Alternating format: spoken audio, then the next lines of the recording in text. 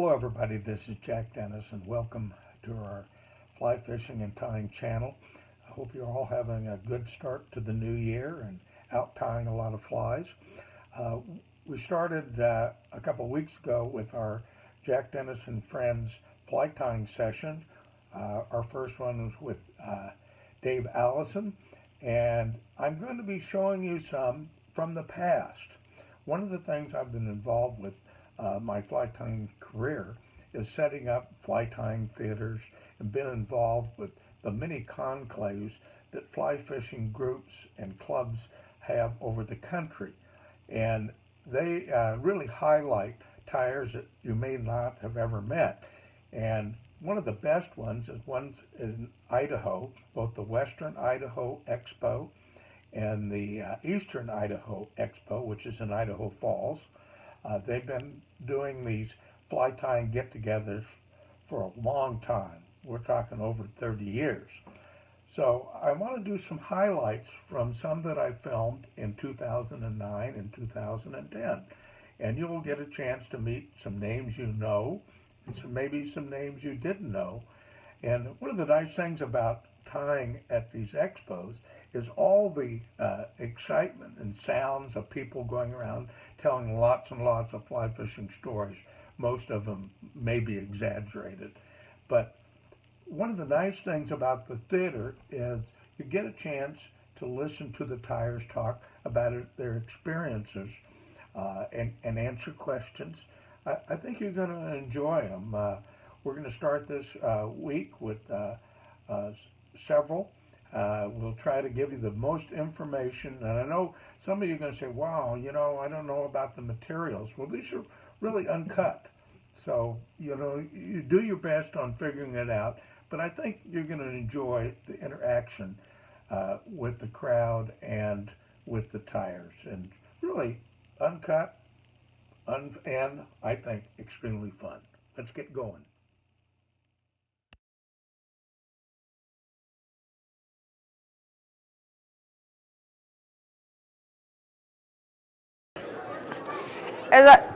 As I said earlier, today I decided that I was going to demonstrate 4 of my specific favorite patterns. We've already did the transitional midge and the fledgling caddis. The next thing that we're going to do is, of course, the last chance cripple, which is probably my absolute favorite fly to fish with. And again, I'm going to be demonstrating on a TMC 100 size 16. We're going to change thread here since we don't want a gray PMD.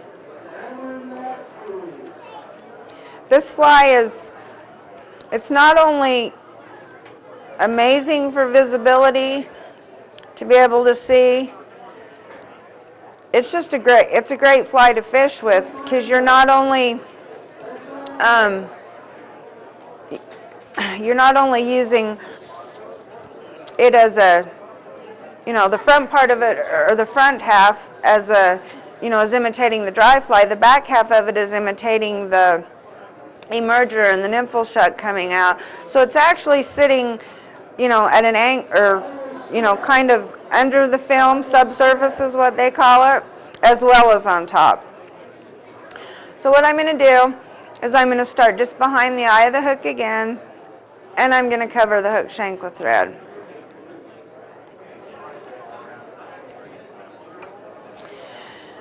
Now I had some of those lemon wood duck fibers here somewhere.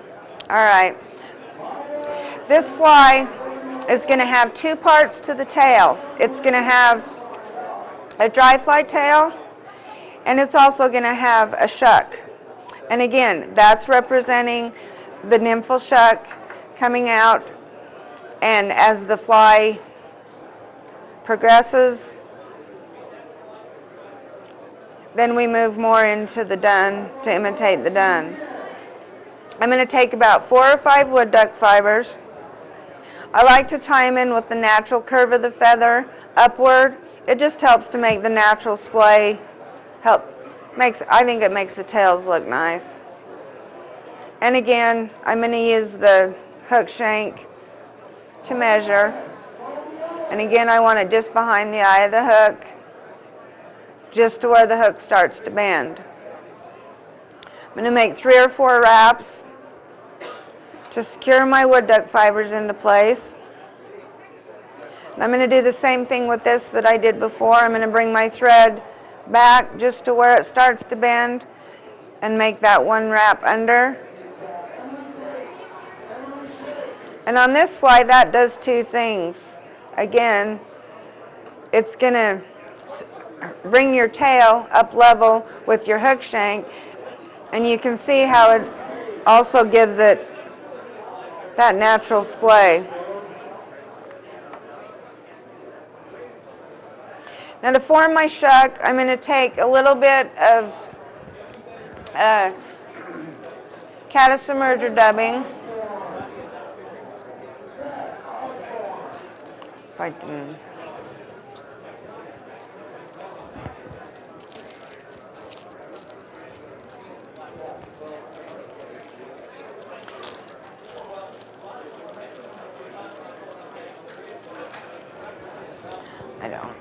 know if my... Excuse me, I'm having a moment here. There we go. Thought I was going to have a crisis. All right. And to make the shuck for this fly, really you can use any kind of sparkly dubbing that you might have, Zelon, Antron, whatever. We like to use the emergence dubbing because it's really fine and it really helps. It's a lot easier to not build up on the hook shank, and it's just a lot easier to work with. So what I've done is I've taken a little tiny bit of the emergence dubbing, and all I'm going to do is I'm just going to spin it, and I'm going to make a rope between my fingers. And what I like to do, rather than making so many trips up and down the hook shank, is we're going to start, I'm actually going to tie this rope in right in the middle of the hook. And then I'm going to double that dubbing back.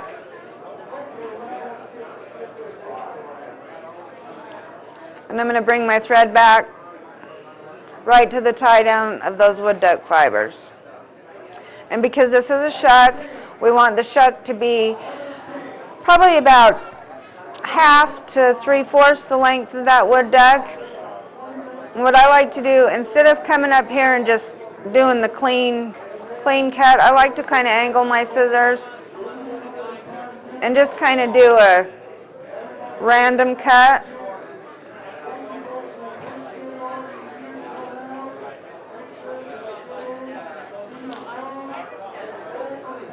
All right, now we're going to take some stripped goose biots.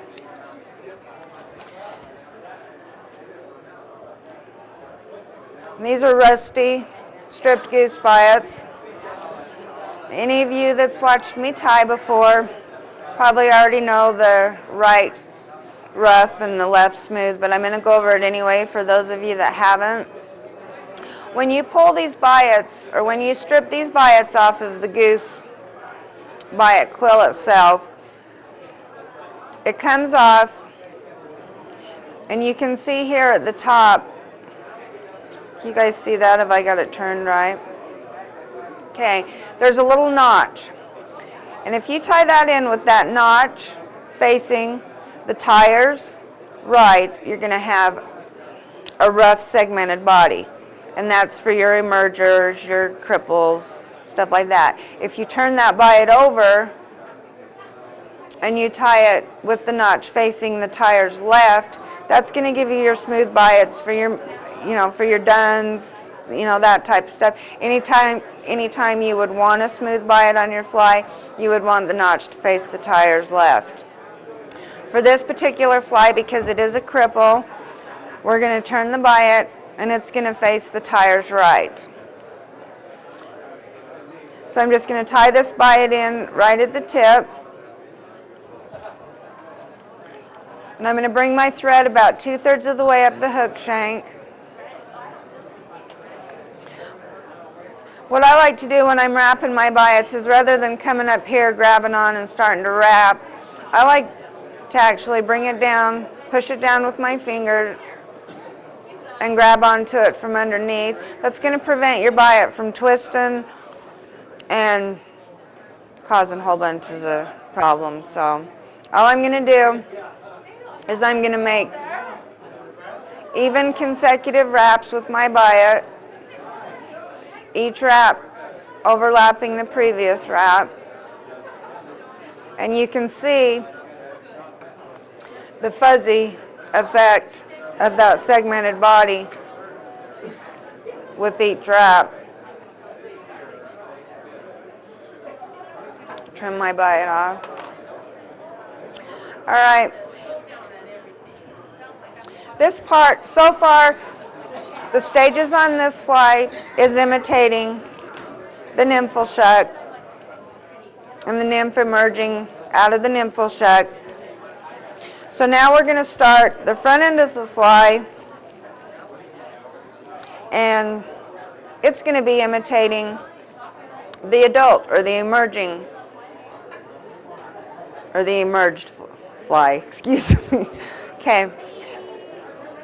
So again, I've taken some PMD dubbing, and I'm just starting to put, same dubbing technique really. I get my dubbing started, and now all I'm doing is I'm covering my tie down of my biot. And for this particular pattern, because I'm going to have a wing that extends out the front end and also a hackle, I'm not going to want to really bring my thorax very far. I'm kind of going to want to keep just a little bit of a ball. And I want to end it with a shoulder at the end of my dubbing. So now I'm going to take 2 light done CDC feathers.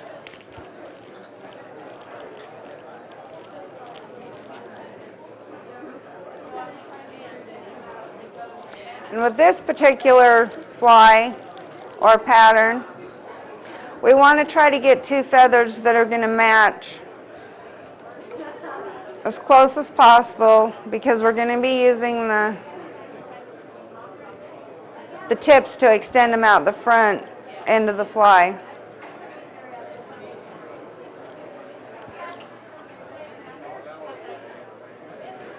We're going to do these 2 right here. All right. So again, I'm going to get 2 feathers. I'm going to pair them back to back so they flare away from each other. Even up my tips. And again, I'm going to pull, start about the middle of the hook, and I'm going to pull all those fibers into the tip as I possibly can. All right. Because this fly is a cripple, and it's actually representing, the wings are not completely dry yet. It's actually representing the insect has emerged and we're waiting for the wings to dry. So our wings aren't going to be tied in straight up and down. They're going to be tied in at an angle. And they're also, rather than body length, we're going to want them about 3/4 the length of the hook shank. So what I'm going to do is I'm measuring again, and I'm going to tie these wings in right in front of that dubbing. And I want to tie them in really secure right up against the base, or that shoulder. And then I'm going to come in with my left hand. I'm going to pull all those fibers up, and I'm going to anchor them right up against the base of that underwing. And you can see that kind of brings them up, lifts them up off the eye of the hook, so you don't have the crowded your crowded eye when you tie the fly off. Now I'm going to take some whiting grizzly dyed yellow saddle hackle. We're tying a size 16, so what I like to do when I tie in my hackle, I actually like to strip some of the fibers off of the stem, so I'm working with bare stem. And then on the inside, the side that I tie against the base of the wing, I'm going to come in and I'm going to take just a couple more fibers off. So that first wrap around your hook shank is bare. That's going to prevent all those fibers when you're wrapping your hackle from dancing around and going every other direction. So what we're going to do is we're going to take this hackle and we're going to tie it right in the middle of that CDC feather, right behind that wing.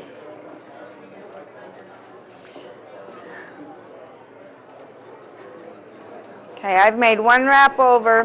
What I like to do, and this does two things. It not only stands your hackle up and gets it ready to wrap, it really secures your hackle in your fly so you don't run the risk of pulling your hackle out when you start to wrap your fly.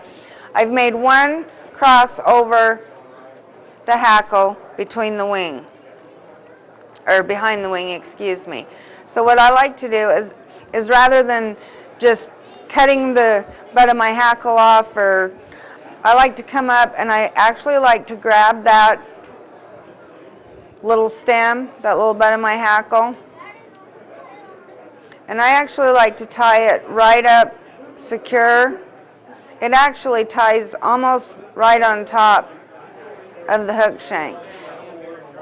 If it's short enough, you don't even know it's there, but the chances of you pulling that hackle out when you wrap that hackle is slim. Okay, we're going to make about 3 wraps of hackle behind the wing. And as you can see, when I did tie that hackle in and I anchored it the way I anchored it, it's ready to go. I mean, it's standing up, it's ready to go forward. So it's 1, 2, we're going to put 3 on this because it is a size 16, and a lot of times you're going to have some variance in your hackle, and so how many wraps is going to depend on, a lot on the type of hackle you use. To tie the hackle off, I hook my hackle pliers on. I just lay the hackle down, come up with my left hand, and again I'm going to anchor right up against the base of that wing. Trim my butts off. Okay, I'm going to come in, form a nice neat head.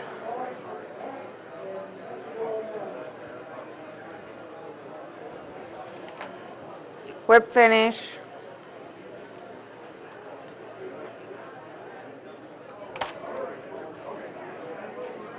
All right, and the final step on this fly, well, we're going to put some head cement on here first. Final step on this fly, we're going to cut these butts of this CDC off, or the bottoms extending right over the base of that dubbing. So we're actually going to have a little bit of extra flotation in this fly because there's going to be just an extra little tuft of CDC right over top of that dubbing. And again, all that is aiding in the flotation of the fly.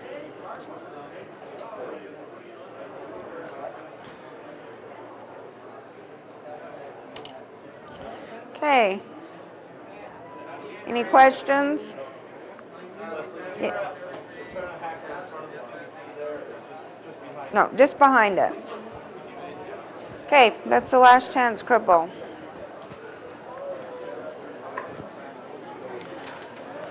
All right, the final fly I'm going to do for you today is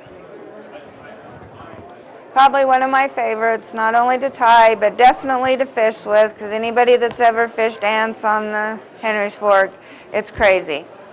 So, we're going to tie a CDC ant that's called a duck's back, and it's spelled D-U-X-B-A-K. And it incorporates not only CDC in the wing, but it incorporates CDC in the abdomen as well to aid in that flotation.